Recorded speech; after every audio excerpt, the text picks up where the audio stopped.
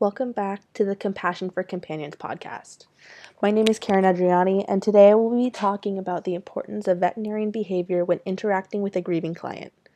Later in the episode, I will be referencing a study done entitled Equine Euthanasia, the Veterinarian's Role in Providing Owner Support, which evaluated the grief process and the importance of veterinarians' role in this process. While most people might believe that veterinarians are only good at interacting with animals, it's actually very important that veterinarians can communicate and empathize efficiently and effectively with other human beings, since they decide which veterinarians receive and keep their clientele.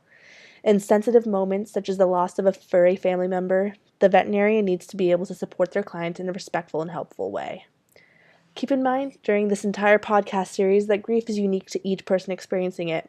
While there are many ways we can generalize how to help people, it is normally a case-by-case situation where you need to be able to think on your feet and change your behavior according to the client. There is no right or wrong ways a client can grieve as long as they're not hurting themselves or the people around them. In general, when a person is grieving, they normally go through 5 different stages of grief: denial, anger, bargaining, depression, and acceptance. It's important to be able to recognize these stages in order to help the client through the grieving process best. Now, I will explain a couple do's and don'ts during an animal's death and helping the client grieve. Be sure to find a quiet place that the family can spend their final moments with their pet. A bereavement room is especially helpful, with soft lighting, a homey feel, and some tissues available.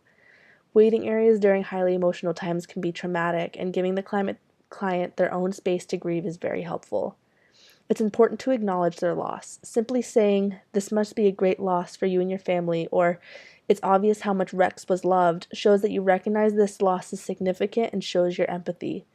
Through actively listening to their stories about their pet, you're helping them through the first stages of their grieving process. Be patient and practice understanding to ascertain the feelings behind their words without argument, judgment, and interruption. This will help them with continuing to support the client.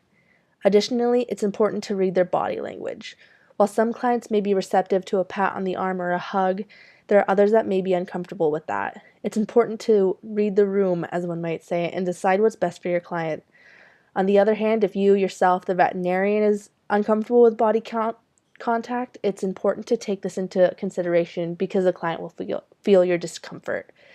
Instead, try keeping eye contact, gently stroking the pet, and talking in a soothing voice to help your client.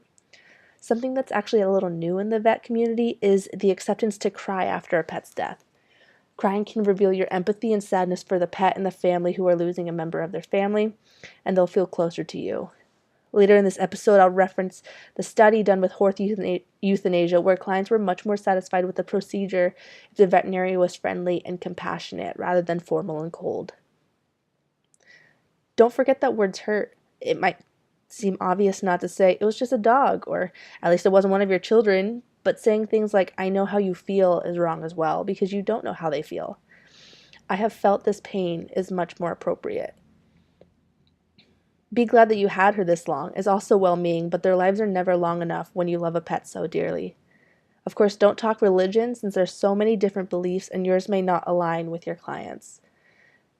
Don't disrespect your client. It may be a busy day at the office, but it's important to focus on your client that is dealing with a loss or a potential loss.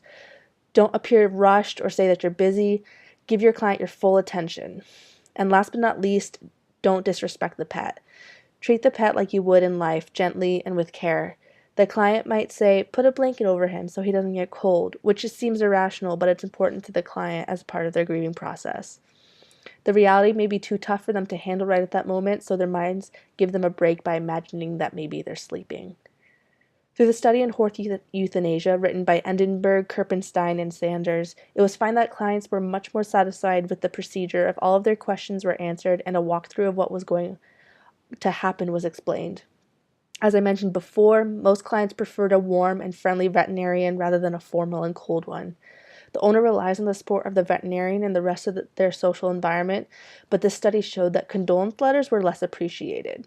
A veterinarian's attitude and attention to the client and the patient changed the satisfaction greatly on euthanasia, showing that it's important to be a people person in this line of profession, as well as an animal person.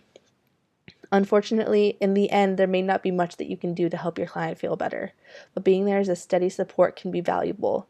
This is the only time they will experience this moment, and it's important that it goes well. Keeping in mind the facts I mentioned today will help your clients continue with a healthy grieving process. Thanks for listening. My name is Karen Adriani for Compassion for Companions podcast.